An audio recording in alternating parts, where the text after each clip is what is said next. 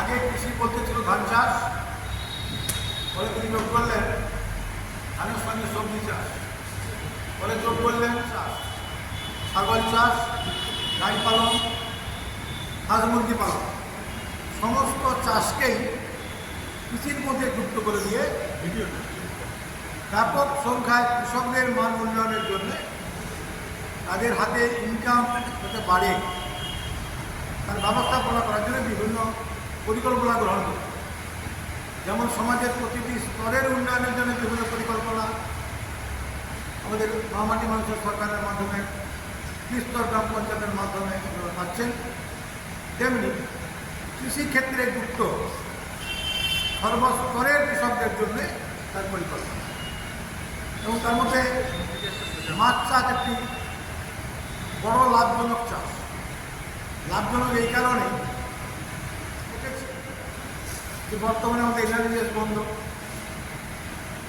যখন এনআরজিএসের মাধ্যমে আমরা বড় বড় পুকুরগুলো খনন করেছিলাম 3 লাখ 4 লাখ 5 লাখ 6 লাখ টাকা দিয়ে, আমরা লক্ষ্য করেছিলাম যে সেই পুকুরগুলো সরকারের পয়সায় কাটিয়ে দেওয়ার পর সামান্য টাকায় জেলেকে জমা দেওয়া হয়, যার ফলে কিন্তু যে উদ্দেশ্যে সরকারিভাবে পুকুরটা কাটানো হলো সেই উদ্দেশ্য সফল করা গেল। এখনও যারা এখানে উপস্থিত আছেন আপনার অনেকেরই পুকুর আছে, আবার কারো কারো পুকুর জেলেকে জমায় দেওয়া আছে।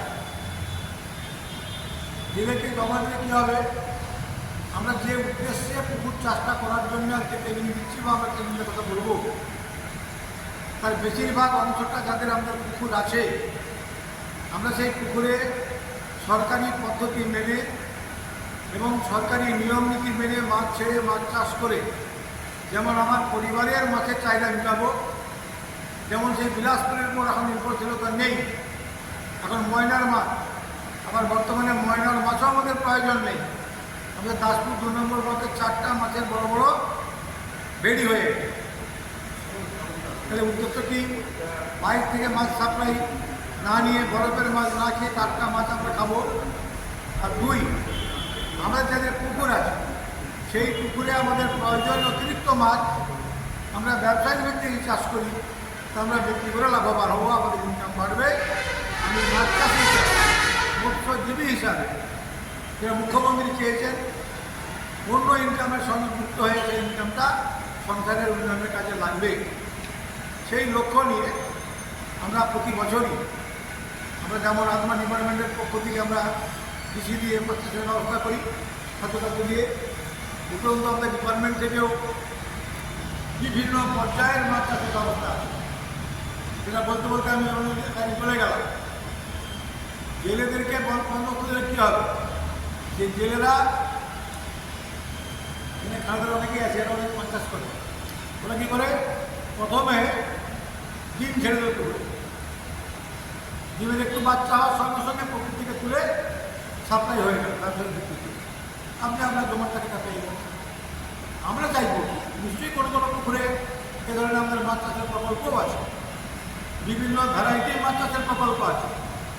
আমরা চিংড়ি মাছের প্রকল্পটা এখন যেটা শুরু করি, পুকুর বেসিসে আমরা মাগুর মাছ, চিংড়ি মাছ, এই মাছেরও আমরা এখান থেকে সাপ্লাই দেওয়ার ব্যবস্থা করেছি, যাতে আমরা সেই মাগুর মাছ, চিংড়ি মাছ উৎপন্ন হয়। আমাদের শুধু প্রশিক্ষণের একটাই উদ্দেশ্য, আসলে মাস্টারমশাই মাত্র বলছিলাম, আমার মাস্টারমশাই এবং সেই সঙ্গে আমার মৎস্যজীবী এসে পৌঁছান। এখানে একটা ইতিপূর্বে আমাদের ট্রেনিং হয়েছে, একটা ব্লক 1 ব্লক 2 মিলে ট্রেনিং করেছি, আবার আমাদের ব্লকেরই 60 জনকে নিয়ে একটা ট্রেনিং করেছি। আজকে আবার 30 জনকে নিয়ে ট্রেনিং হচ্ছে। উদ্দেশ্য কি, সরকারি নিয়ম অনুযায়ী মাছ চাষ করে। আমরা এখান থেকে 18 কেজি মাছ দিই, দেখা যাবে ওজন হয়তো 1 কেজি কম 17 কেজি, রাস্তায় যেতে যেতে মরে গেল আর 1 কেজি 16 কেজি 16 কেজি রুই মিলি যারা আমি ছেড়ে দিলাম একটা পুকুরে, সে দেখা যাবে সেই পুকুরটা হচ্ছে 5 কাঠার পুকুর। এই 16 কেজি মাছ কি সেই পুকুরে আরও বাঁচবে?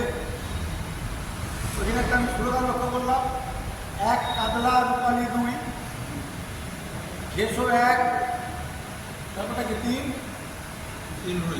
রুই, 1.5 মিলিয়ন 1.5 কমন এই অনুপাতে রাখো সাগর। জলের স্তর অনুযায়ী, জল আপনার পুকুরের আয়তন অনুযায়ী, পুকুরের জল কতটা থাকে তার সীমাবদ্ধতা অনুযায়ী, আপনার কোন স্তরে কাতলা মাছ কটি চারা পোনা ছাড়া যাবে, কতগুলি রুই পোনা ছাড়া যাবে, কতগুলি মৃগেল ছাড়া যাবে, পুকুরের গতিপথের অনুযায়ী আপনি অন্য মাছ কি চাষ করতে পারবেন, তার প্রশিক্ষণের জন্যই আমরা এই প্রশিক্ষণ 3 দিন ধরে চলবে।